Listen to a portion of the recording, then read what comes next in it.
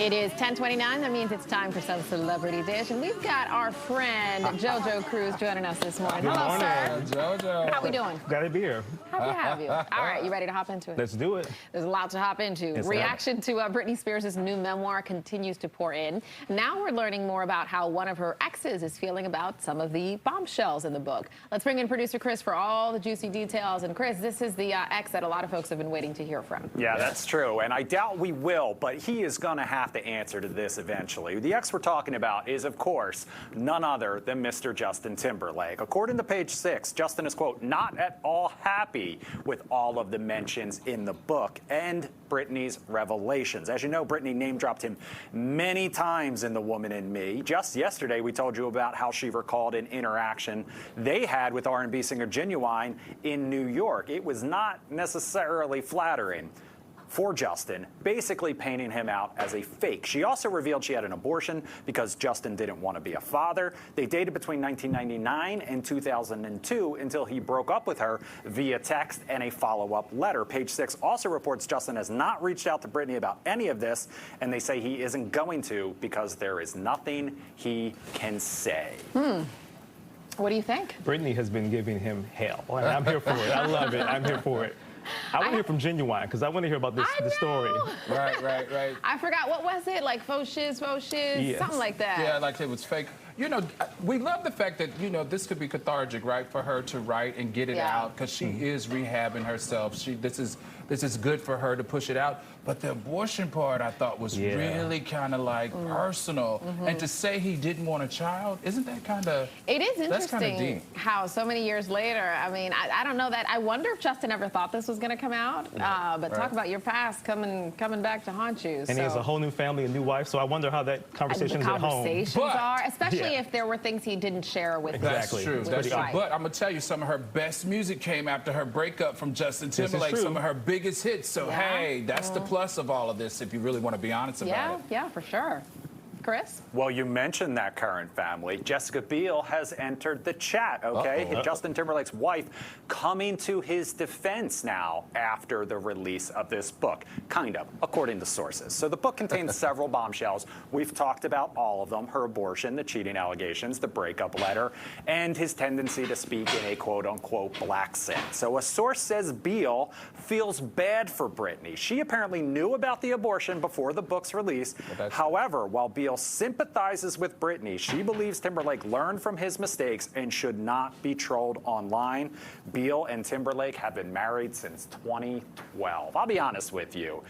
I wouldn't love a lot of my exes, or any of them, to be honest with you, telling my current wife everything wrong I've ever done in my entire life. I do think people can learn from their mistakes, but Justin Timberlake has come out not great through all of this, and social media is letting him have an earful. Yeah. Social media went wild on him yesterday. The memes were going crazy. So, what do you think about what Jessica Biel said?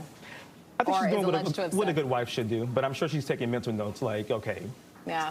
So. That couple is so savvy, though. When you see them out in Hollywood, they just have it together. I'm sure they knew that the book was coming out, and I'm sure they sat down and said, okay, we don't know what's going to come out of this woman's mouth, but let's be prepared as a couple, and let's stand in a unified front. And I think that's exactly what she's doing. She's supporting her husband, and she said, listen, we all know that that was the past. Let's leave that in the past. I've been married to him for over 11 years, and we're going strong, and everything's great over here, regardless of what that book says. Right. I do think from a PR perspective, her alleged response is actually pretty smart. You don't want to villainize Britney, especially with the things that she's discussing, how beloved she is. So I think it's a smart way, again, from a PR perspective, to not villainize her while defending your husband. So we'll see if we ever hear from Justin Timberlake.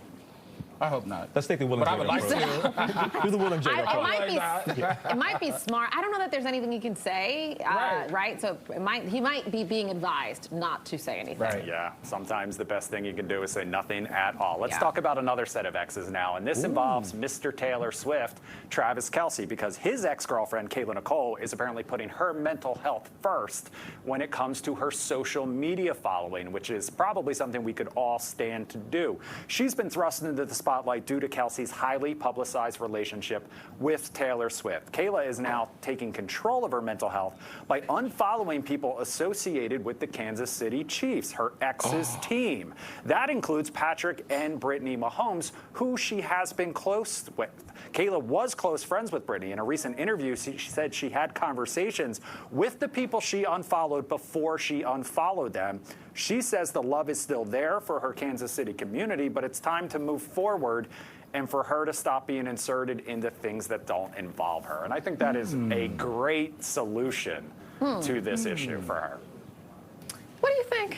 Would you unfollow? I think it's smart to protect your health and your mental health and your peace. And, you know, she's in a new space, he's in a new space, and I get it, that's the ex. So at one point they were like your family, but it's a new day, so you got to move on. So not me, buddy. I would be right in there like, you're trying to be in the business. Who said what? So here's the thing, as a celebrity, because folks are keeping such a close eye on who you unfollow and follow, I would probably just put them on mute. Yeah. So I don't see their stuff and Exactly. wait till the hype is over, because then it becomes, people then think, they make it a bigger deal than what it is. She might have just, you know, casually done it, and then folks just assume she must be so heartbroken and betrayed, and I would just wait till the hype dies down. She's getting a lot of attention during this time, and I think she probably knows exactly what she's doing to get coverage, and I think she's being smart because she said mental health. And we know when you say mental health, we don't attack you, we celebrate and supposed to support you. But I think she's very clever. I think she knows how to stay in this news cycle around this new couple and her ex. And hey, I don't think anything's by happenstance with that wonderful, beautiful young lady. Very good point. And just imagine how many people are going to follow her now after all of this. Oh, absolutely. Follow account is gone up. Absolutely. Yeah, I mean, aside from the smarts, she's also, like, gorgeous. Yep. Oh, We talked about that last time. Supermodel, She's a baddie, yep. Yeah, She's going to end up on a reality show, watch. I mean, I don't think it'll be the last one. Or she can drop a memoir.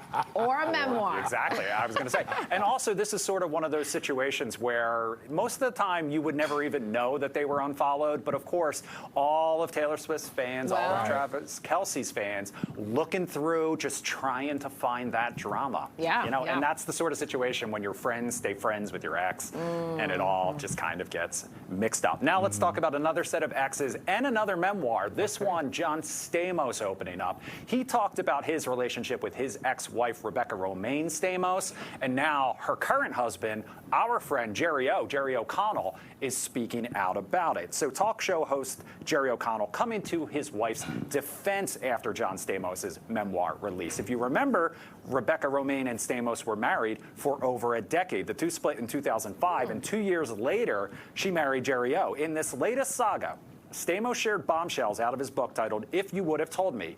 In the memoir, the Fuller House actor admitted to hating Romaine by the end of their relationship, even calling her the devil when they called it quits. Right now, there's no statement from Romaine's team about the book, but Jerry O'Connell says there was no warning ever given before the book's release. Now, I will say John Stamos went on Howard Stern, and he kind of clarified that, and we're going to talk about that a lot coming up on the Lion Lunch Hour. But what do you guys make of all of this in the meantime?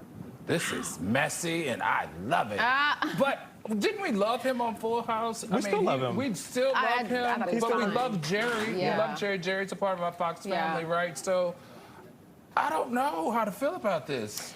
As far as the book goes, I feel like the reality shows was the old way to get your news out, and dropping a memoir is the way to go now. Seems right, Exactly. right? And I mean, I'm sure when you go through a divorce, you do feel like this is a beast that I'm going to get in y'all's business. Would your exes ever call y'all? Do you think that any of them would call y'all the devil? You My can ex be probably honest. called me the devil. Well, You said they would? I'm trying to think. My ex-wife, I hope not, but I mean, maybe. Who knows? You're like, I it's a always toss-up. feel, I always feel like in a divorce things can get really ugly, Yeah. and you say things that you wish you never said. You do things to protect your heart and not your mind, and so I mean, it could. I would never say that, but. Maybe. Okay. Well, I've been in my relationship for 23 years, so I don't have that many exes. But the one that I'm with, he might say I'm the devil, I'm a sage. So it depends on the day. It depends on the day. Whatever you get. You're like totally valid if he says that. Totally valid. I don't think any of my exes would call me that. No. I don't think so. No. You're an angel. No. I mean, I didn't say all that. But yeah, no. Chris, what about you? No comment. All right. Smart move. Next up. Chris looked like he got I'm a little pulling the devil in him. I'm taking the Justin Timberlake approach. No comment. All right, next up, there could be 3 generations of Knowles women on the stage at the next Beyonce tour. That is if Blue Ivy has anything to say about it. So the 11-year-old got a crash course in life on the road, appearing with her mom on stage throughout the Renaissance tour. We saw that. Now Blue apparently wants Grandma Tina to join them. Tina told Page 6 that Blue tells her all the time she wants to get her on stage as well. Tina's response is, quote, "Where would I find time to practice?" So that doesn't sound like a no. Exactly. Are you guys here for 3 generations on the stage? I'm so here for this. Bring out Mama Tina, bring out Solange, bring out Jewels, bring out the whole family. I can totally see it happening. Oh, me too. Me too. Me too. And you know, Blue Ivy, that's her grandmother. Her grandmother can't say no to her only, you know, like her daughter, her granddaughter. And Miss Tina isn't exactly private, right? Like, she's been in the public eye. I know they've done photo shoots together and used it. I cannot remember. I know it was when Beyonce was pregnant with the twins. There was like in a music video, maybe it was in. And my point is, she's not camera shy. And she's very active on social media. She's very active on social. And you remember she had that talk show for a second? Yeah, she did. She's super talented. You remember she used to make all of their outfits? I think we're going to see Miss Tina could probably show Miss Beyonce a couple of moves or two from back in the day. I think we'll see it eventually. And let's grab Latoya and Latavia while we're at it. Throw them on there. We're just going to throw everybody in. Why not? All right, guys, I got one more quick Beyonce story for you, okay? Because she's branching out. She's got a new fragrance. So this week, the singer announced her new perfume.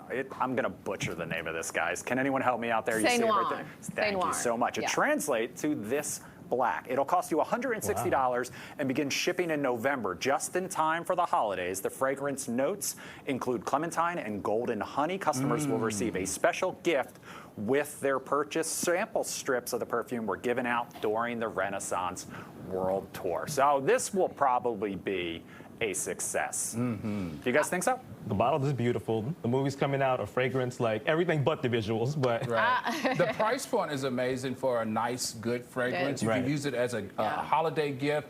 But didn't she make enough money on that tour? She made like close to $1 billion or some ridiculous number like that. Between her and Taylor Swift, they're just. Does anybody have any money left? I know. Somebody put in the comments on her Instagram, like, "Sis, you took all my money. I got nothing more to give." I'm sure it smells amazing. I'm sure it'll do really well, just like when the film comes out in December. So, exactly. Yeah. Jojo, thanks for coming in. Thank you for having me. Always appreciate it. All right, Holly, we'll send it over to you. I'm feeling very underdressed.